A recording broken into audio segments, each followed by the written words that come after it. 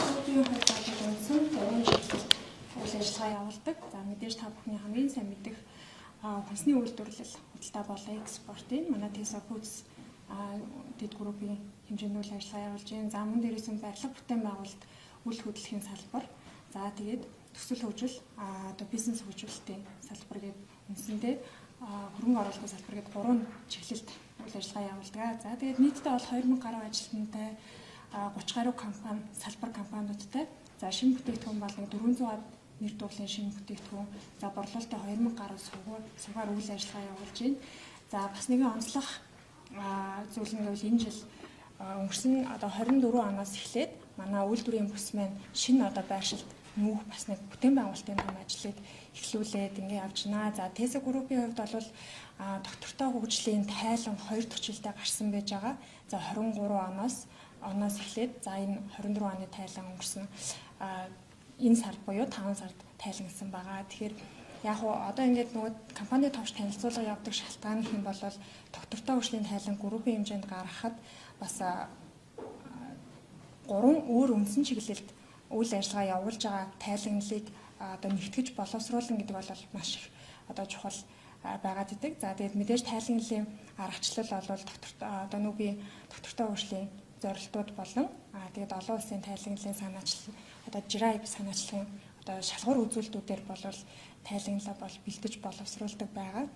За манай компани бол түрүүний хэлсэнчлэн 30 жилийн үйл ажиллагаатай явж байгаа. Тэгээд яг доктортой хөгжлийн бодлогоо хэдийгээр 2023 онд баталсан ч гэсэн бидний сайн мэдж байгаачлан саяны бас аюул олон тайлагналын аргачлалуудыг танилцуулж байна л да. Тэгэхээр ер нь бол байгаль орчин нийгэм засаглалын хүрээнд бид нар тайлангаа боловсруулж байгаа ч гэсэн ер нь компаниудад бол тухайн чиглэсэн үйл ажиллагаа бол аль хэдийн л явагдаад эхэлсэн байж байгаа.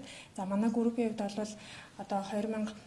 2023 онд бодлого гаргасан ч гэсэн яг тухайн групп дотор явагдаж байгаа үйл ажиллагааг салбар нэгж бүрээр нь судлаад үзвэл эдгээр шалгуур үзүүлэлтүүдэд бол 30 жилийн өмнөөс л ерөөхдөө бол бас доктортой хөгжлийнхаа тодорхой хэмжээний зорилтуудыг шингээгээд ажиллаж ирсэн зүйлсүүд бол маш их ажиглагдаж байгаа. Тэгэхээр энэ дээр юу хэлэх гээд нэхэр ер нь доктортой хөгжлийн зорилт гэдэг бол угаасаа бидний үйл ажиллагаанаас тийм хол ч юм уу зүйл ерөөсөө биш. Байгаа зүйлээ харин эдгээр тайлагналын аргачлалд хэрхэн уйж холбох вэ гэдэг дээр илүү бас анхаарал хандуулах нь зүйтэй юм болов уу гэж бодож байна.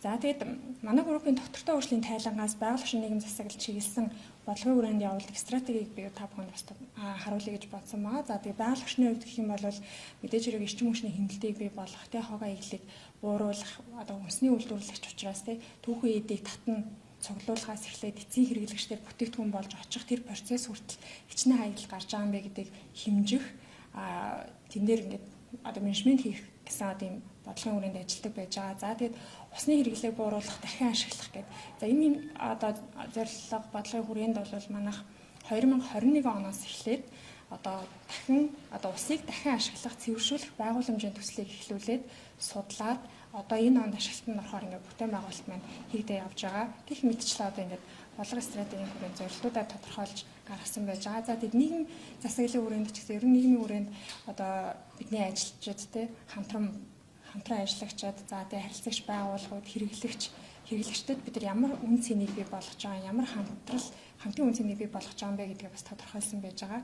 За тэгээд засаглалын хувьд бол мэдээж нээлттэй ил тод байх, ёс зүйтэй байх гэдэг зарчмуудыг бол баримтлан ажиллаж байна. За тэгээд 23 онд яг бодлого боловсруулсан. За 24 онд бас манай группийн хэмжээнд томоохон их ажлуудын нэг бол ялцчихгүй гендрийн бодлого гэдэг батлан боловсруулсан байж байгаа. За тэгээд гендрийн бодлого дээр бол илүү тухайн ажилтны лугаа чиглэсэн ажилтны ажлын байран дээр, ажлын орчин дээр ямар ялгарлан гадуурхалтыг мэдрэх боломжтой юм тэдгээр хүчин зүйлсүүдийг тодорхойлоод за хүний нөөцийн шинжилсэн стратеги бодлоготой ч гэсэн гендрийн бодлогоо уйж холбож өгсөн байждаг. За тэгэхээр гендрийн бодлогын хүрээнд бол мэдээж гендер суурилсан тоо мэдээллийн судалгаа тэгэл ялгарлан гадуурхалтгүй ээлтэй ажлын орчныг бий болгох гэх мэтчил нь ажилтны тав тух аюулгүй орчин гэдэг зүйл дээр илүү төвлөрсөн байж байгаа. За тэгээд үүний хүрээнд манай группийн хэмжээнд хэзээний л хийгдээ явж байсан ажлуудыг бас та бүхэнд дурдъя гэж бодож байна л да. Энэ нь юу вэ гэхээр 2019 онд зөв багчууд гэдэг ажилч одоо байгууллагын дэргэд цэцэрлэгийг одоо байгуулсан байж байгаа. За энэ нь бол мэдээж үйлдвэрийн одоо ажилчид манай 2000 гаруй ажилтнтай гэж түрүүн хэлсэн те. За үйлдвэрт бол илүү 1000 гаруй ажилтнтай ажиллаж байна те. Тэр ажилдаа тав тухтай байх, ажлын байран дээрээ илүү одоо стрессгүй байх те. Мэдээж хүн одоо ингэж ажилд тав тухтай байна гэдэг бол бас гэр бүлийн уур амьсгал чухал байдаг те. Тэгэхээр тухайн ажилтныг ажилдаа ойрхон одоо хүүхдэд аюулгүй орчинд одоо ингэж байлгахыг хүртэл манай одоо 19 оноос эхлээд одоо анхаараа явж ирсэн байгаа. Тэгэхээр магадгүй одоо бидний үйл ажиллагаанд манай компани үйл ажиллагаанд та бүхний компани үйл ажиллагаанд одоо ч гэсэн хэдийгээр жин одоо доктортой өөрчлөлийн бодлогоч байхгүй байж болно те. Тайлагнаа дөнгөж одоо тайлангаа бэлтгэхэд одоо төлөвлөж ээж болно. Гэхдээ бидний үйл ажиллагаанд үжээ нөгөө нэг доктортой өөрчлөлийн зорилтууд маань шингээ явж байгаа зүйлсүүд байгаа. Тэрийг олж харах бол маш чухал байдаг. За тэгээд жирэмсний хяналт үзлэгт явхад уян хатан цагийг одоо зохицуулах. За тэгээд бага насны хүүхэдтэй ажилчдаа мөн адилхан уян хатан цагийн зохицуулах ч гэдэг юм уу те. За чөлөөнөөс орж ирээд одоо декретнээсээ ч юм уу те амраад орж ирсэн ажилтнаа чиглүүлэх, гэрэлэх, асран хамгаалах гэдэг. Эдгээр олон нөгөө хүн төвтэй хүн рүүгээ чиглэсэн үйл ажиллагаа маань илүү одоо хүний нөөцийн бодлого стратеги болон одоо гендрийн одоо эрхтгч байдлын бодлоготой илүү уялдаж явдаг байгаа. За тэгээ 2024 оны бас тайлангаас та бүхэнд онцлог зүйлсүүдийг танилцуулъя гэж бодсон байгаа. Тэгээд байгаль орчны хувьд гэх юм бол манайх одоо тайлан одоо банзын аргачлалаар одоо ер нь бол банз тайлан гаргахад түрүүний бас илтгэгч нараас хэлжсэн те суур судалгаа маш чухал байдаг. Ер нь бол суур судалгаагаа хийж тэрэн дээр тооцож анализ хийж те үнэн зөв тайлан мэдээлэл гарна. Нэгдүгээр, хоёрдугаар гэх юм бол мэдээж бид нар судалгаан дээр үндэслэж юуг сайжруулах вэ гэдэг дээрээ илүү төвлөрч дараагийнхаа бодлого шийдвэрүүдийг гаргаж явдаг. Тэгээд эрчим хүчний хувьд бол манайх энэ жилээс одоо 24 оноос эхлээд те эрчим хүчнээс үүсэж байгаа хүлэмжийн хин ялгарлаа илүү тооцоолж эхэлсэн байж байгаа. Мэдээж эрчим хүчний хэмнэлтүүдийг бол тодорхой хэмжээнд буулгах одоо ингээд менежментийг бол хэрэгжүүлээ явж ирсэн. Тэгвэл яг хүлэмжийн хин ялгарлыг тооцоолъё. Уур амьсгалын өөрчлөлтөнд хэрхэн нөлөөлж байгаа юм бэ гэдгийг илүү нөгөө нэг наривчлсан шатнд нь тооцоолох бодлогыг бол хэрэгжүүлээ явж байна. За мөн дээрээс нь хүнсний үйлдвэрлэл талдаа үйл ажиллагаа явуулдаг манай Tesa Foods группийн хувьд бол илүү одоо нөгөө бүтээгдэхүүн үйлчлэгээ явуулж байгаа учраас дагаад бүтээгдэхүүн үйлдвэрлэл гэдэг бол дагаад мөн одоо хог хаягдлыг бий болгож идэг, хаягдлыг бий болгодог. Тэгэхээр хог хаягдлын менежментийг бас илүү сайжруулсан ажлууд хийгдсэн байж байгаа. 5 арга буюу те илүү яг их усүр дээр нь шинэ одоо бүтээгдэхүүн үйлчлэгээ гаргахад тухайн бүтээгдэхүүнийг хэрхэн савбаглаа бодлон бид нар байгаль орчинд ээлтэйгээр шийдэж болох вэ гэдэг ер нь одоо төлөвлөлтийг бүтээгдэхүүн үйлчлэгээ гаргахаасаа өмнө тооцоолдог болсон ч гэдэг юм уу те. За энэ маань бол илүү нөгөө байгаль орчны төрөний танилцуулсан бодлогын хүрээнд хийгдэж байгаа ажлууд байж байгаа. За гэх мэтчлэн яваад за процесс болгон дээрээс бүтээгдэхүүн үйлдвэрлэлээс гарч байгаа дээрээс нь одоо тухайн тээвэрлэлтийн явцад гарч байгаа хог хаягдалч гэдэг юм уу тий. За хэрэглэгчдэр очиж байгаа. Дээрээс нь тухайн ажилтнууд одоо буюу захиргаа офисын чиглэлд гарч байгаа гэдэг. Ер нь бол бүх нэгждэр судалгаа хийгээд гарч байгаа хог хаягдлыг Монгол улсад дахин боловсруулж байгаа хичнээн үйлдвэр байгаа юм тий. Яаж устгах уу гэдэг дээр бас илүү төвлөрч маш олон ажлуудыг хийсэн байж байгаа. За манай Tesa Group-ийн доктортой өөрчлөлийн бодлогын хүрээнд ер нь бол боловсролыг дэмжих, нийгэмлөө чиглэсэн ажлууд дээр боловсролыг дэмжих, за тэр дундаа охид өсвүүчүүд, эмэгтэйчүүдийн боловсролыг дэмжих гэдэг тал руу нэлээд бас одоо хөрөнгө оруулалт хийж ажилладаг. За түүний хүрээнд бол 24 онд бол бас олон төсөл хөтөлбөрүүдийг дэмжиж хамтран ажиллаж санаачлан ажилласан байгаа. За манай Icemark гэдэг хүнсний үйлдвэрлэлийн бас салбар компани маань одоо ерөнхий боловсролын сургуулиудын 10 жилийн хүүхдүүдэд зориулан явуулдаг ICE scholarship гэж байдаг. За энэ нь бол ер нь бол нөгөө аялалтаа тэтгэлэг гэдгээр илүү онцлогтой.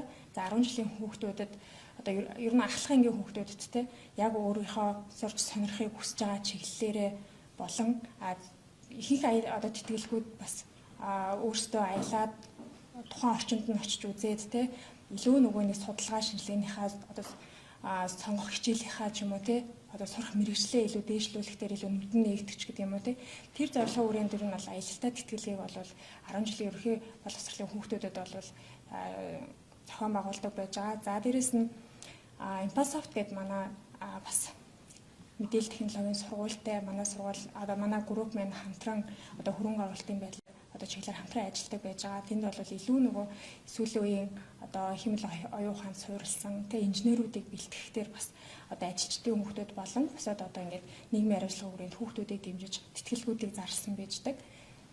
За мөн ирсэн охидын боловсролыг дэмжих зорилгоор Empowering Girls in STEM гэдэг хөтөлбөрийг бас санаачлан явуулсан байж байгаа. Энэ нь юу гэхээр ер нь бол гендрийн бодлого одоо батлагдсантай холбоотой. Бид нар яагаад одоо эмэгтэй хүүхэд технологийн чиглэлээр сурч болохгүй гэж, инженерийн чиглэлээр сурч сонирхож болохгүй гэж гэдэг тэр одоо мессежийг илүү өгөх зорилготой. Тийм бас сонирхолтой одоо эмэгтэй оюутан залуучууд байвал тэдний бас нөгөө нэг дотоод тэр одоо ихтгэл үнэмшлийг бас одоо хасаах зорилготой гэх юм уу? Бас хөтөлбөрөөр хэрэгжүүлээд нийт шилдэг 30 оюутан байна. 3 сарын хугацаанд гээд хөтөлбөрт хамрагдаад явсан байж байгаа. За ерөнхийдөө ингээд доктортой урлагийн тайлантай холбоотой ихтгэл маань дуусч байна. Энд нэг слайд байна ш. Мөн дээрээс манай TESA Properties группийн хэмжээнд бас одоо инженерүүдэд шийдсэн одоо инженерийн future гэдэг хөтөлбөрийг бас хэрэгжүүлж байгаа. Яг одоо бас хөтөлбөр маань зарлагдсан явж байгаа. Тэгэхээр энэ бол бас ирээдүйн инженерүүдийг бэлдэх. За тэгээд энэ хөтөлбөр зүгээр зарлагтаа зогсохгүй манай барилгын компаниуд дээр салбар компаниудаар ажиллах, туршлага хоригдлуулах, за бүр түүндээ үлдээд ажиллах боломжийг бас ингээд бий болгохоор давуу талтай байгаа. Тэгээд эдгээр хөтөлбөрүүдийг бол ер нь бол ингээд боловсролыг дэмжих нийгмийн хариуцлага хүрээнд бол хэрэгжүүлээ явдаг. За тэгээд доктортой урлагийн тайлан гаргахын мэдээж ач холбогдлыг бол яриад дэмий байхтай. Тэгэхээр одоо энд бол илүү их нөгөө нэг мэрэгжлийн судлаач, сонирхогч бас тухайн байгууллагуудад яг доктортой урлагийн тайлан хариуцсан мэрэгчлэнгүүд бас энэхүү одоо хилцүүлэгт оролцож байгаа л гэж бодож байна. Тэгэхээр бидний хувьд миний хувьд ч гэсэн одоо бас яг энэ жилдэр ингээд ажиллаж явж байхад одоо бонзын аргачлал тэгээ маш олон ингээд аргачлалуудыг судлаад бид нэр бас яг тухайн аргачлалд нийцүүлсэн дата мэдээллүүдийг бий болгох нь бол нэгдүгээр зорилго. Нөгөө талдаа одоо биднэрт ямар дата мэдээлэл байгаа юм те бид нар юу хийж байгаа юм доктортой урлагийн 17 зорилтын хүрээнд манай байгууллага бас ямар ажлуудыг хийж байгаа юм бэ гэдэг дээрээ илүү төлөөд тухайн ажлуудаа бас илүү сайжруулах нь бидний бас үндсэн зорилго байж байгаа. Тэгэхээр тийм одоо нөгөө нэг гинт одоо доктортой урлагийн тайлан гэж байгууллагын гаргаад эхлэхээр илүү нөгөө хүмүүст аюу хол ойрын хэмжүүл юм шиг одоо санагдаж гэж магадгүй. Тэгэхээр бидэрт ингээд үжээ бас танай байгууллага доктортой урлагийн дагуу одоо ингээд ажиллаа явж байгаа шүү гэдэг бас сануулгад гэсэн юм аа. За тэгээд баярлалаа.